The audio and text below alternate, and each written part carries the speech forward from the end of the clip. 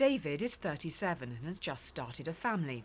3 times a week he goes to his local hospital for self-care. David feels strongly that he wants to keep his self-care regime separate from home life. For me personally, there is still this element of go to hospital, have your treatment, leave it there and come home. I mean, it's with me 24 hours.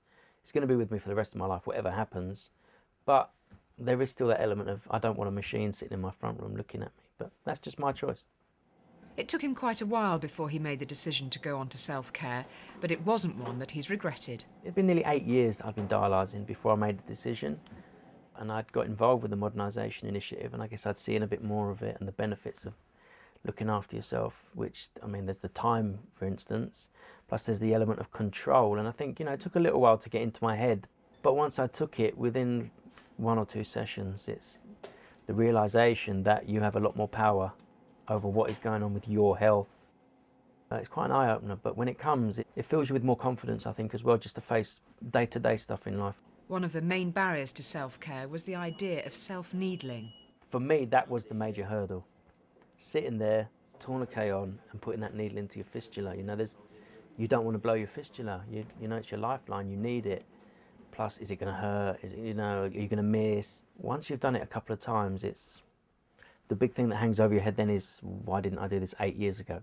David was a young man when he was first told that he'd have to go onto dialysis, and he was extremely resistant to the idea.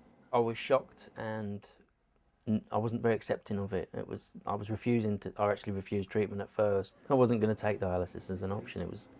I guess it was almost a feeling of this isn't happening to me. I think for a few years, I was just carrying on as normal, as if there was nothing coming. And when it did come, it was just a bit of a shock. But also, by the time you do get round to end-stage renal failure, you feel so grotty anyway that you kind of know that you need something just to make you feel better. Then David met his wife Tina, and he felt it was important to be open with her about his condition from the start. If you're going to form any kind of relationship, be it a friendship or a personal relationship, there comes a point when this is going to have to be broached. So nowadays I'm pretty much open about it, and I was just open with my wife and told her. So I think she was a little bit shocked at first because outwardly I don't look ill. So my reaction was, oh, what is that?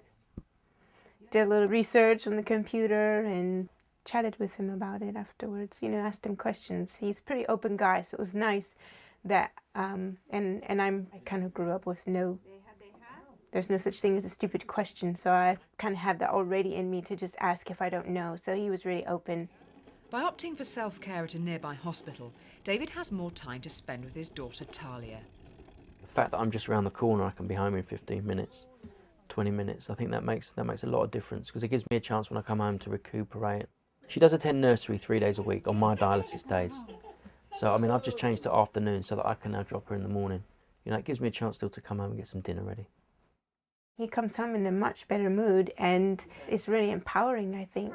He's already dependent on the machine and it just gives him a little bit of independence by doing it himself. And that's really important for everyone. David has gone through a lot of changes in his life since he started dialysis, including the way he approaches his condition. I think the big mistake I made was fitting in with my dialysis. Make the dialysis fit in with your life. Don't do it the other way around.